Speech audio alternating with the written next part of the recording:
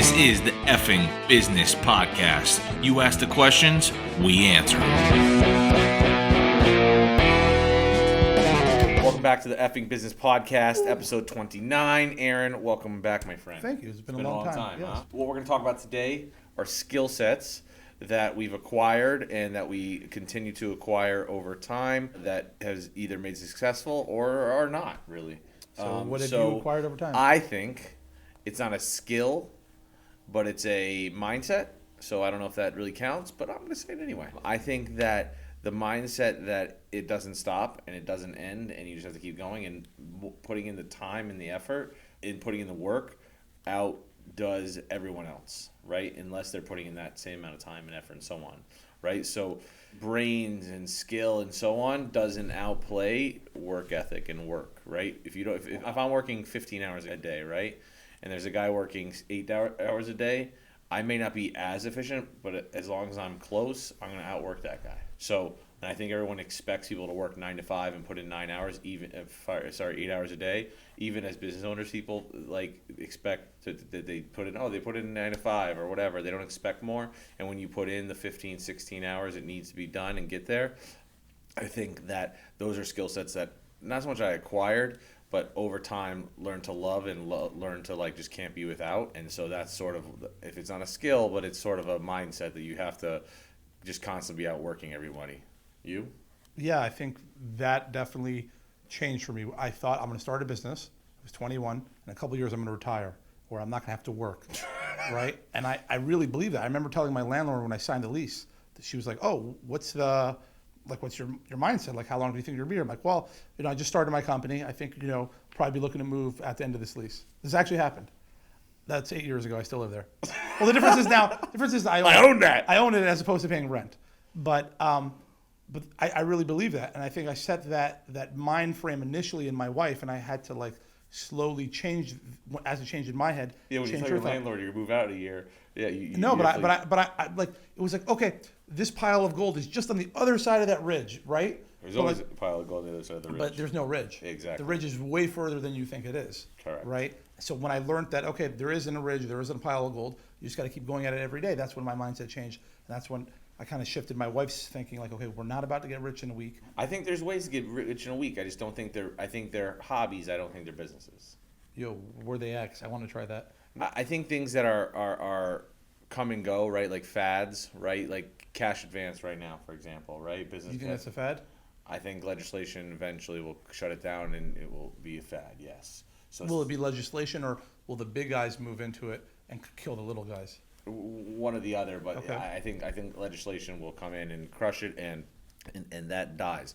So yes, they can be making bank right now, real big time money, but it's a fad. Now, could they turn that into businesses and so on? Yes, they could. I'm not dogging them at all, but they're not building something that has sustainability at all. Okay. Right. So how do you know then when you're doing something if this is sustainable versus this is going to go away for whatever reason? I guess it's just a question you have to ask yourself. Not getting too much off this topic, but I think it's a question you have to ask yourself, really. How much time do I think this really still has subjectively, not sitting there being like, oh, well, I think this will last forever, when in the real world it really can't last forever, right? So I think you really have to ask your question that, and then you play the game. Okay. Right? I think you play the game, and if you think it lasts another 2-3 years, so you go all out for 2-3 years. It's funny because I know somebody in the cash advance business who thought this will never get acquired, got bought out as a result. He's he sold.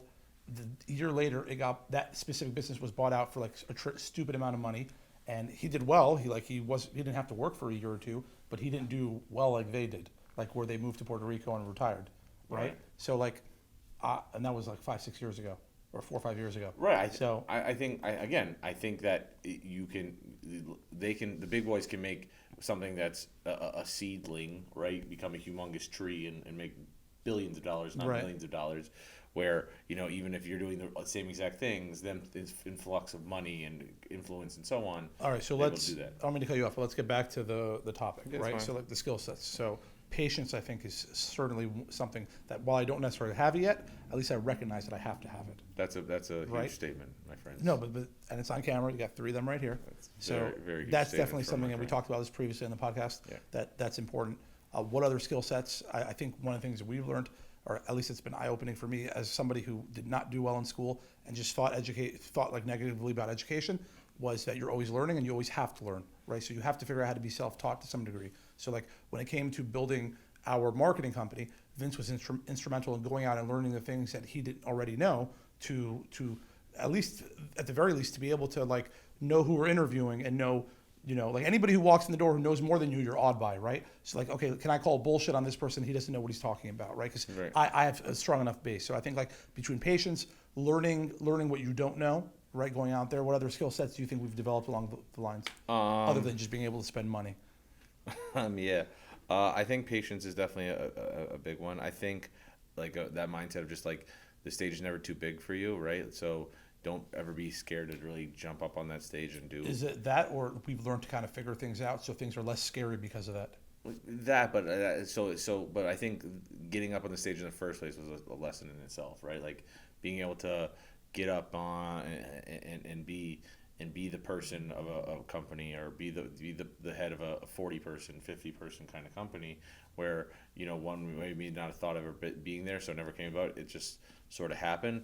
But there are traits and things that you learn and you just become sort of accustomed to. I don't know if you sat there and be like, oh, I need to be more patient, right? You just sort of you evolve, just like you evolve as a person, you get more mature and so on. I think those sort of things just happen. But I think being not afraid to step up and be heard, and step up on the stage and be heard as well. I think that when you're here, when you're seeing what's going on and you don't like it, and over time, for me, I've had to see things work itself out. So we talk about an idea, right? We go to execute it. Oh, it's not working. It's this, it's that, right? But then over time, you see it work. You're like, and you look back and you're like, hey, I remember when we talked about this, and I didn't think it would work, or it's taking too long, or whatever it is. But now it's come to fruition, and it worked out. So like for me, living that experience has allowed me to take that and apply it moving forward. We're like, okay, I believe now. So some people are just, they go into it, it's no problem. I have to like see things like come to fruition to believe. So I take that into the future, and I can like apply it to the things that I'm trying to do and say, okay, I trust that this is going to work out because it's worked out in the past. Like stop worrying about it. Like look how much has worked out to get to this point almost 10 years in. I think you definitely learn from experience. Basically, what he's saying is that you learn from experience to really let it set in, and then it will happen, right?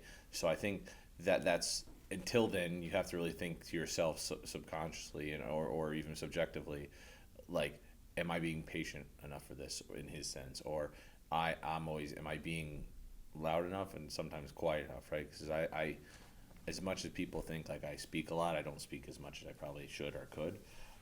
There's more there. Whoa. No, I just don't speak my mind as much as I could, because I question, not myself, I question that is it the time or place, or am I being too harsh? Oh, learning from experience. Right. So like I've learned things from experience, when to do it, when to not. And sometimes it just comes to a point where it just happens. Another thing that's helped me learn to be more patient is that we've gotten better at measuring what we're doing, right? You can't manage what you can't measure, right? So with the development of our software, applying what we've learned from it in the past, I see as we're doing something, okay, is it working? Am I just being impatient? Is that what it is? I catch myself. I'm just wanting this to happen faster, or it's actually not working and we have to like rethink this. So we came up with an idea 6 or 8 months ago. We spent a lot of money on it.